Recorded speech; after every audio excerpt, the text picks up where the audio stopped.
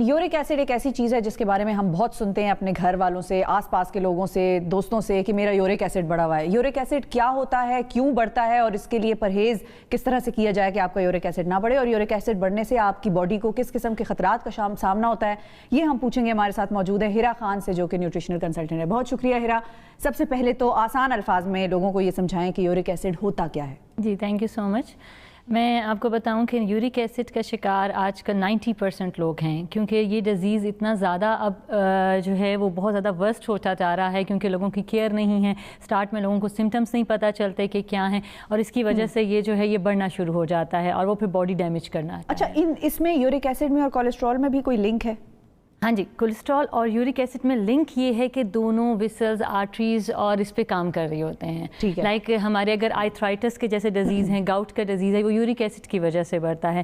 جب یہ زیادہ ہو جاتا ہے تو لوگ جو ڈائٹ لے رہے ہوتے ہیں, ایکچولی جو فیٹس جا رہی ہوتی ہیں, اس کی وجہ سے کولیسٹرول بھی ہائی ہو جاتا ہے اور سم ٹائمز ہمارا یورک ایسڈ بھی ہائی ہو جاتا ہے. یعنی کہ کئی بار دونوں چیزیں زیادہ ہو جاتی ہیں, ایک ساتھ زیادہ ہو سکتی ہیں. کچھ ڈیزیز کا آپس میں لنک ہوتا ہے جس میں یہ 2 سے 3 چیزیں ایک ساتھ ڈیمیج ہو رہی ہوتی ہیں باڈی کے. اچھا, یورک ایسڈ اگر کسی کا بڑھا ہوا ہے تو اس کے سمٹمز کیا ہیں, اس کو کیسے پتہ چلے گا؟ پھر ہم اس پر بھی آئیں گے کہ آپ اپنی ڈائٹ کو کیسے صحیح کریں. اچھا, سب سے پہلے تو یہ ہے کہ جب یورک ایسڈ بڑھتا ہے تو باڈی کے اوپر ایک خاص قسم کی سویلنگز آ جاتی ہیں. اب سویلنگز بہت ساری ریزنس کی وجہ سے بھی ہوتی ہیں. ہائی بلڈ پریشر کے پیشنٹ کہتے ہیں میرا ویسے ہی سویلنگز رہتی ہیں. کولیسٹرول کے لوگوں کو بھی سویلنگز آنا شروع ہو جاتی ہیں. بٹ یورک ایسڈ کی سویلنگ یہ آتی ہے کہ اسپیسیفکلی پاؤں کے اوپر آتی ہے. اچھا, اور یورین کا فلو جو ہے وہ یلوش ہو جاتا ہے, یا یورین کا فلو جو ہے وہ کبھی کم ہو جاتا ہے, کبھی بہت زیادہ ہو جاتا ہے. ڈائبٹیز کے پیشنٹس میں بھی ایسا ہوتا ہے, بٹ یورک ایسڈ میں کیونکہ کرسٹلز ہوتے ہیں جو بائی یورین نکل رہے ہوتے ہیں, تو وہ ہمیں ٹیسٹ کروانے سے یا کسی چیز سے پتہ چل جاتا ہے. یعنی کہ آپ کے کرسٹلز اگر آ رہے ہیں تو آپ سمجھ جائیں کہ آپ کا یورک ایسڈ بڑھا ہوا ہے. بٹ کرسٹلز کا عام لوگوں کو بہت مشکل سے جو ہے وہ پتہ چلتا ہے. وہ یہ ہوتا ہے کہ جب یلوش کلر آ رہا ہے یا جلن شروع ہو گئی ہے تو وہ کہتے ہیں یو ٹی آئی شاید ہو گیا ہے, ہم چیک کرواتے ہیں. تو جب چیک کرواتے ہیں اور ٹیسٹ کرواتے ہیں تو اس کی بیس پہ سم ٹائمز ہمیں پتہ چلتا ہے. بیسک یہ ہوتا ہے کہ آپ کی بونز میں درد شروع ہو جاتی ہے.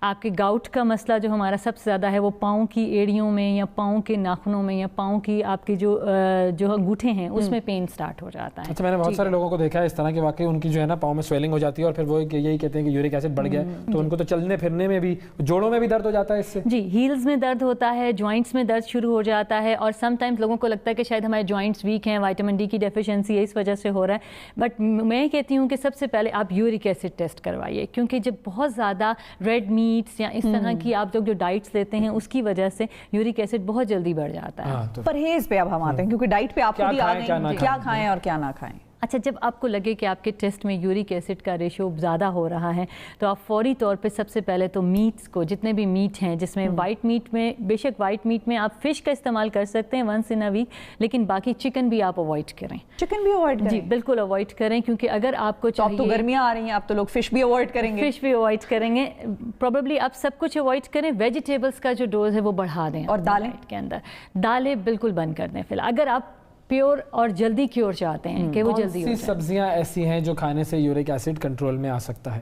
دیکھیں, سب سے پہلے تو ہمارا کھیرا, کیوکمبر جو ہے, اگر وہ ہم ڈائٹ میں استعمال کریں, توریاں استعمال کریں جو آج کل سیزن میں آئی ہوئی ہیں, میں صرف ان کے نام لوں گی تاکہ لوگ ایزیلی اس کو لے سکیں اور وہ کر سکیں.